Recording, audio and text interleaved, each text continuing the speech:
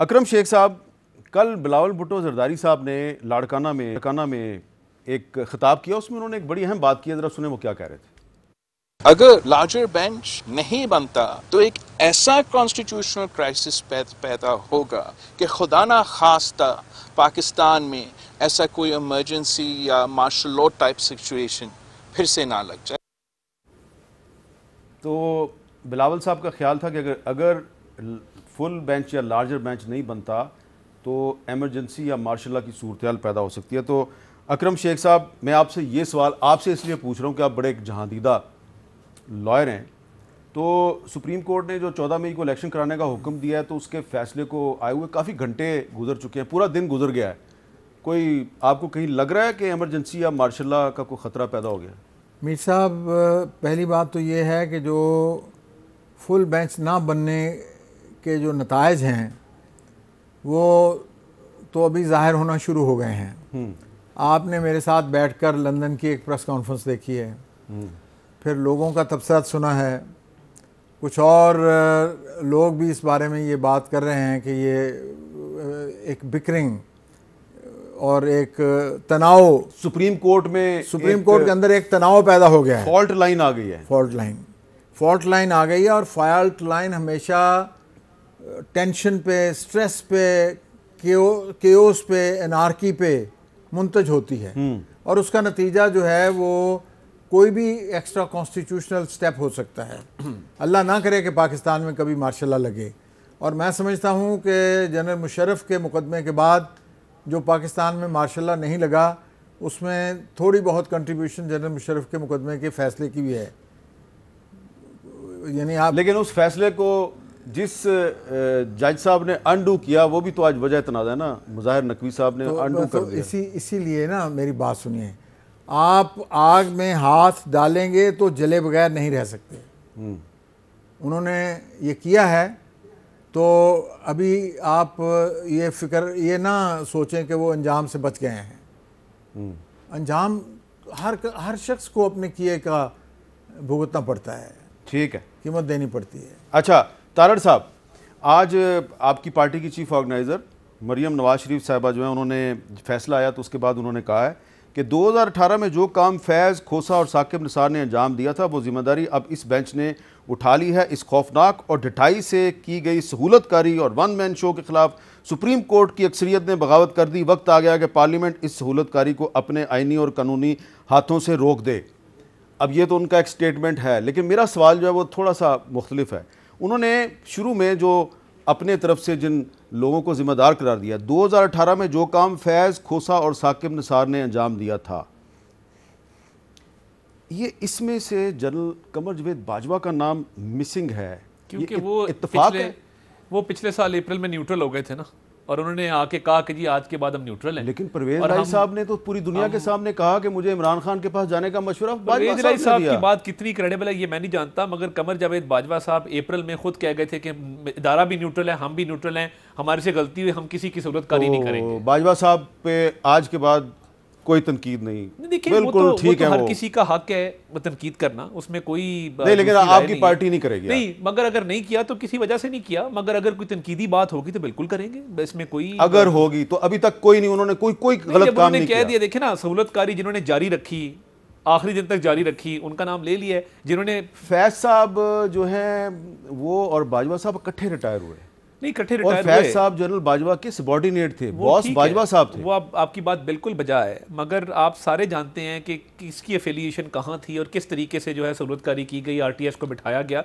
देखिए, अभी बात हो रही थी जेलों की, आजम सवाती की, जो हमारे साथ हुआ है। हमारी पूरी 2 रोज़ पार्लियामेंट की गायब होती थी, 1.5 साल 2 साल, आहा चीमा 3 साल कैद काट के आया है। क्या सज़ा, क्या अब किसी को सज़ा मिली है कि जी उसको जो जेल भेजा गया था, 3 साल तो सज़ा मिल जाती है, वो सिर्फ फिजिकल रिमांड और उसके बाद जो है जुडिशियल रिमांड पे 3 साल काटा है। ठीक है, देखे ना, ये भी तारीख का हिस्सा है। अच्छा, हमने जो भुगता है। फैसल चौधरी साहब, अब देखें एक सवाल है, मुस्लिम लीग नून वाले जो हैं वो जनरल फैज़ पे तनकीद करते हैं, जनरल बाजवा पे नहीं करते, और तहरीक इंसाफ वाले जो हैं वो जनरल बाजवा पे तनकीद करते हैं, जनरल फैज़ पे नहीं करते। ये क्या अंदर ही अंदर खुफिया प्यार मोहब्बत की बातें क्या चल रही हैं? एक पार्टी जो है वो जनरल फैज़ की मोहब्बत में मुब्तला है और दूसरी ने जनरल बाजवा से प्यार की पींगे बढ़ा ली। बस ये तारीख है इस मुल्क की और इस मुल्क में ऐसा ही हुआ। और अभी तो वो बोले नहीं है, हो सकता है 50 रुपये स्टाम्प वाला जो काम है वो भी किसी ने करके दिया हो, लेकिन ना डील्स तो हुई हैं, डील्स तो इस मुल्क में हुई हैं। अब देखिए ना, लंदन की प्रेस कॉन्फ्रेंस का हवाला तो दे दिया गया, कर कौन रहे? कॉन्विक्ट जो यहाँ पे सजा याफ्ता शख्स हैं वो बाहर गए, उनकी अपनी हुकूमत है, वापस क्यों नहीं आते? वापस आए ना, कानून का सामना करें और एक्विट हो जाए, वो क्यों नहीं आते? वहां पे बैठ के लंदन में, एक मिनट सर मैं आ रहा हूं आपके पास जी, एक मिनट एक मैं आ रहा हूं, क्या हो जाता है आपको? लंदन में बैठ के क्या हम एक मुजरिम, देखिए रिकॉर्ड की बात है, उसके हाथ में ब्लैकमेल होने दें और वो कह रहे हैं कि रेफरेंस फाइल करें सुप्रीम कोर्ट के जजेस के ऊपर, और सारी हुकूमत कह रही है हाँ जी हम कर लेंगे, जो वो कहेंगे हम करेंगे। मतलब ये तो फिर नॉर्थ जो हैं कॉन्विक्ट हला रहे हैं ना लंदन में बैठ के, इनकी अपनी तो से कोई नहीं है फिर। और वहाँ पे जो सारे मामले हुए हैं वो भी उनके साथ हैं। ये न्यूट्रल जो पिछले अप्रैल में हुए थे, ठीक है, उसके बाद सारे गुनाह उनके माफ़ हो गए ना, ठीक है। पहले बार जो कर रहे थे जो आप कह रहे हैं बातें, बात यह है कि यहाँ पे इतना ही असूल है कि मेरी वारी लान दो, ठीक अच्छा। है, मेरी वारी लग जाए काम ठीक है, उसके अलावा कुछ नहीं है। मुझे ये बताएं कि 50 रुपए के स्टाम्प पे कौन सा मुजरम आज तक पाकिस्तान से अब मैं ये सवाल असूल की बात ना, असूल की बात पे सिर्फ एक बात, एक वजीर आजम को बेटे से तनख्वाह ना लेने पे निकाला जाता है, ठीक और है। ये बिल्कुल गलत बात है। एक को बेटी ना डिक्लेयर करने पे निकाला जाता है, बेटी डिक्लेयर नहीं की है, प्रोपेगेंडा है। ठीक है अकरम शेख साहब की बात है ना, मेरा पनामा सवाल का केस देख आपसे लें, बड़ा किस बात पे मुद्दबाना किया गया। सवाल है कि आज नवाज शरीफ साहब ने जो लंदन में गुफ्तगू की, तो उस गुफ्तगू में उन्होंने बहुत तनकीद की है आज की जुडिशरी पे।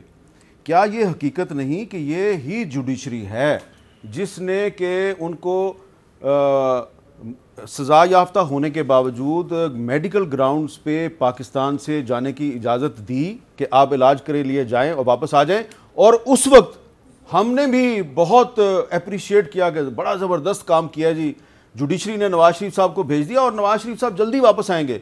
मैंने भी बड़े दावे किए थे, वापस नहीं आए उसके बाद। मीर साहब आपका बहुत शुक्रिया, आपने ये सवाल किया, लेकिन ये सवाल थोड़ा सा तफसीली जवाब का मुतकाज़ी है। जी प्लीज़। पहली बात तो ये है कि मियाँ नवाज शरीफ साहब के साथ जिस तरीके से प्रोसिक्यूटोरियल मिसकॉन्डक्ट के साथ उनकी की गई प्रोसिक्यूशन, उसको अगर वो प्रोसिक्यूशन इंग्लैंड में या अमेरिका में होती तो पहली बात तो ये कि वो लोग ना होते जो प्रोसिक्यूट कर रहे थे, वो जजेस ना होते, और अगर वो अभी भी, मैं कहता हूँ लंदन में, मैं इनका वकील नहीं हूँ, लेकिन लंदन में ये उसको चैलेंज करें तो वो क्लीन एक्विटल लेकर वापस आ जाएंगे। ठीक है। दूसरी बात यह कि नवाज शरीफ की जो कन्विक्ट होना है वो अभी एक अदालत से कन्विक्ट हुए हैं, दूसरी अदालत में उनकी अपील पेंडिंग है। बिल्कुल ठीक है। जब अपील पेंडिंग हो जाए तो फिर वो कन्विक्शन खत्म हो जाती है। लेकिन ये तो रियलिटी है ना कि इसी जुडिशरी ने उनको फैसिलिटेट किया और पाकिस्तान से बाहर जाने की इजाजत दी।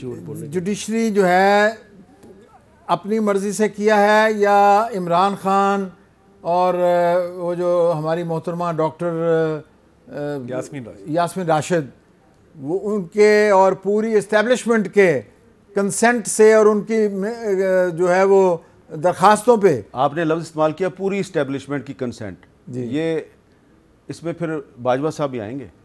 तो बाजवा साहब को मैं तो नहीं निकाल रहा, अगर तारड़ साहब निकाल रहे हैं तो मैं तो उसमें शामिल नहीं हूँ। वाह वाह वाह, कमाल की